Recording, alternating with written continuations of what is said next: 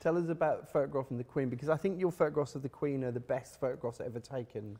Oh, thank you. We, first of all, Guy calls me up and says that I worked for Brian Haynes or something. He calls me up and says, listen, I'd like you to photograph the Queen. And I think, oh my God, I can't do this. This is over my head, because I wasn't around that long, you know. Mm-hmm. So I said to him, I don't think I can do that. I don't think I can do it. So I go home that night, and my wife says to me, what's up? I said, well, they asked me to shoot the Queen, but I said no. So she said, you are crazy. I said, you really think so? She said, yeah, you got to do the Queen. So I said, okay. So I called the guy up.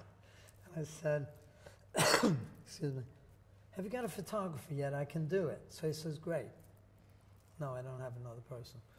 So we went up to Scotland, and that was it. Really nice, very nice, very nice. We were all alone with her.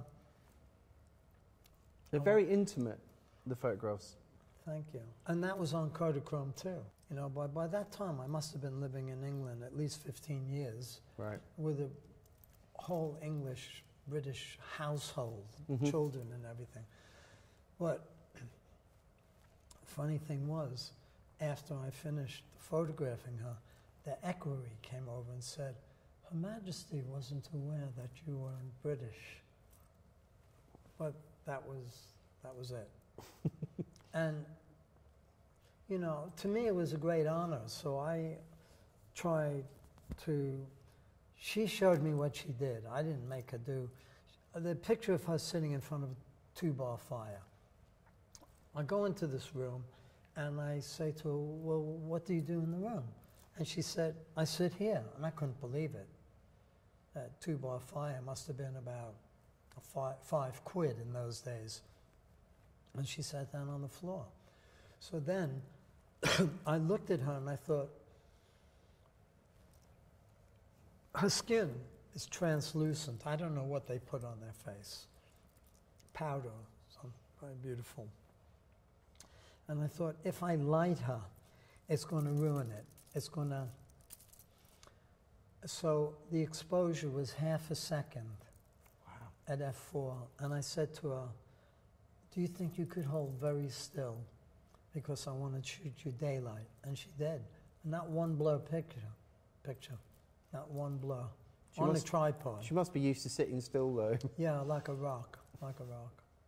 And some of the photographs of her outside with the corgis are amazing. Yeah. Outside, when we went to... she said we were going to go to photograph her with her ponies. There's only 3 of us. There was her, the art director, myself, and my assistant. Nobody else. And we go walking down this road, and I think, where the hell are we going? And all of a sudden, we hear a whistle, like for a New York cab, you know?